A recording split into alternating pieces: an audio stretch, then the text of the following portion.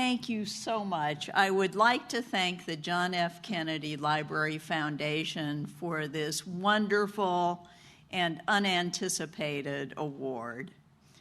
President Kennedy has been one of my heroes for more than 50 years, and to receive an award for courage in his name is truly thrilling and truly humbling. I would also like to thank a number of my colleagues at the U.S. Commodity Futures Trading Commission, some of whom I see here today, who served with me there. Their assistance and support at the CFTC was invaluable to me and indeed essential to my efforts. When I spoke out a decade ago about the dangers posed by the rapidly growing and unregulated over-the-counter derivatives market, I did not do so in expectation of award or praise. On the contrary, I knew that powerful interests in the financial community were opposed to any examination of that market.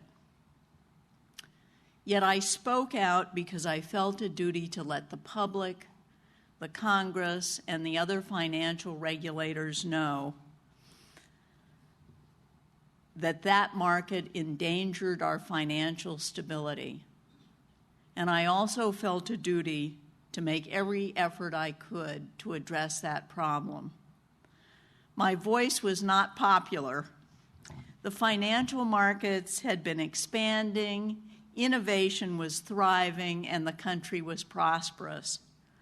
The financial services industry argued that markets had proven themselves to be self-regulatory, and that the role of government in market oversight and regulation should be reduced or even eliminated. All of us have now paid a large price for that fallacious argument. We're in the midst of the most significant financial crisis since the Great Depression, and regulatory gaps, including the failure to regulate over-the-counter derivatives, have played an important role in that crisis. It is now critically important to identify and eliminate those regulatory gaps and to strengthen our financial regulatory structure. Without significant regulatory reform, our financial system will be exposed to continuing dangers and repeated crises. No federal or state regulator had market oversight, or even now has market oversight or regulatory responsibility over the over-the-counter derivatives market, or even has sufficient information to understand the operations of that market. The market is totally opaque and is now popularly referred to as the dark market. It's enormous. The reported size of the market as of last June exceeded $680 trillion of notional value, more than 10 times the gross national product of all the countries of the world. While over-the-counter derivatives have been justified as vehicles to manage financial risk, they have in practice spread and multiplied risk throughout the economy and caused great financial harm. They include the credit default swaps disastrously sold by AIG and many of the toxic assets held by our largest banks. Warren Buffett has dubbed them financial weapons of mass destruction.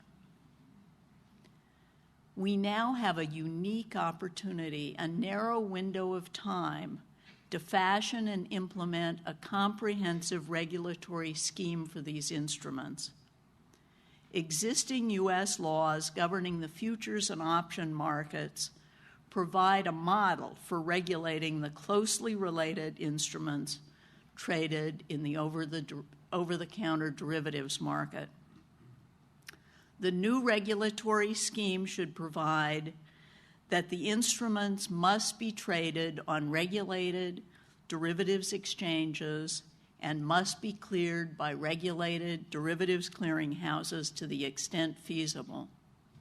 This would allow government oversight and enforcement, ensure price discovery, transparency, and openness, reduce leverage and speculation, and limit counterparty risk.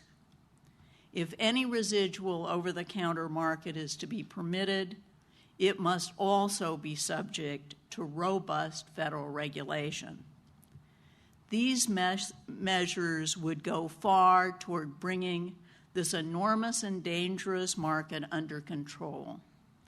They must be adopted and implemented if we hope to avoid future financial crises caused by the market. Special interests in the financial services industry are beginning to advocate a return to business as usual and to argue against the need for any serious reform. We have to muster the political will to overcome these special interests. If we fail now to take the remedial steps to close the regulatory gap, we will be haunted by our failure for years to come. Thank you very much.